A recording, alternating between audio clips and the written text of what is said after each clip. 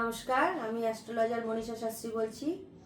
আমাদের রাশিচক্রে 12টি রাশির 12টি ভাব আছে, তার সাথে আছে 27টা নক্ষত্র। এই 27টা নক্ষত্র 12টি রাশির 12টি ভাবকে সঠিক বিচার বিশ্লেষণ করলে কিন্তু আমরা যে কোনো জাতক জাতিকাকে সঠিক বিশ্লেষণের মাধ্যমে পূর্ণভাবে প্রেডিকশন করতে পারি।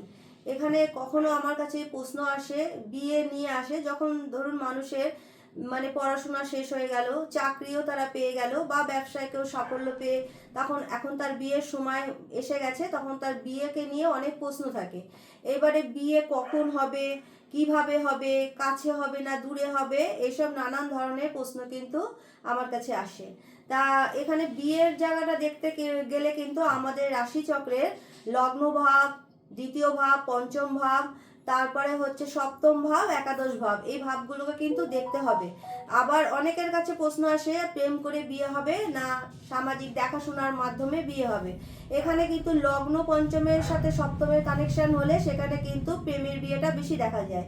আবার লগ্নর সাথে যদি সপ্তমের কানেকশন থাকে সেখানে কিন্তু সামাজিকভাবে দেখাশোনা করে বিয়ের জায়গাটা দেখা যায়।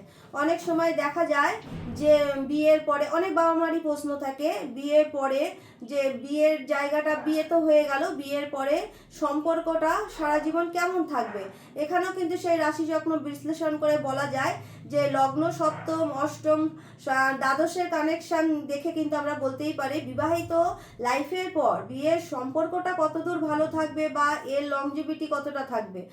তার মানে কি, সমস্ত কিছুই কিন্তু আমাদের এই সঠিক date of birth, place of birth আর টাইম অফ বার্থ দেখে সঠিক বিচার, সঠিক বিশ্লেষণের মাধ্যমে কিন্তু আমরা এই জায়গাটাকে বলে দিতে পারি। অনেক সময় দেখা যায় বিয়ের পর জাতক জাতিকাকে বিদেশেও চলে যেতে হয়, সেখানেও কিন্তু আমাদের দেখতে হয় দশা, অন্তর্দশা, প্রত্যন্তর দশা কখন যাবে। তার দশা অন্তর্দশার উপর যদি একাদশপতির দশা, দ্বাদশপতির দশা চলে, তখন কিন্তু বিয়ের পরে অ্যাব্রোডে চলে যেতে হয়। এবারে অনেক সময় দেখা যায় পাত্রপাত্রী বাবা মা জিজ্ঞাসা করে কাছে হবে না দূরে হবে, সেটাও কিন্তু আমাদের রাশিচক্র দেখে বলা যায়। তারপরেও যেটা সব থেকে ভাইটাল প্রশ্ন, সরকারি চাকরি করবে ছেলে না প্রাইভেট সেক্টরে করবে না ব্যবসাদার হবে, এরকম কিন্তু নানান ধরনের প্রশ্ন আসে। যদি আমাদের লগ্ন, তারপর দ্বিতীয়, সপ্তম, একাদশের সাথে কানেকশন আছে, তারপর এখানে কিন্তু বলা যায় যে বেশিরভাগ ক্ষেত্রে দেখা যায় সেই জায়গায় ব্যবসা করে সেই সব জাতক।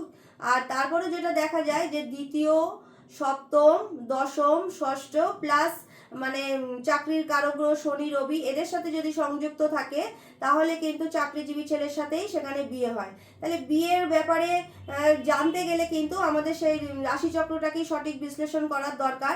তারপরেও যেটা ভাইটাল দরকার, আর শুক্র গ্রহটা কিন্তু ছেলেদের ক্ষেত্রে ভীষণ ভাইটাল, দেখে নিতে হবে জাতকের শুক্র গ্রহটা কোথায় আছে। আর মেয়েদের ক্ষেত্রে যেটা দেখার দরকার মঙ্গল গ্রহটা।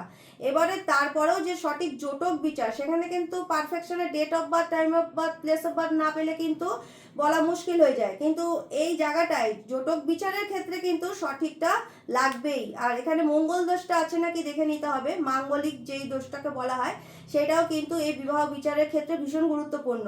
তাই বিবাহ দেওয়ার আগে আপনারা অবশ্যই এই জোটক বিচারটা করে নেবেন বা সঠিকভাবে জেনে নেবেন যে আপনাদের ছেলের বা মেয়ের কিভাবে বা কোথায় বা কেমন পাত্রপাত্রীর সঙ্গে বিবাহ হবে।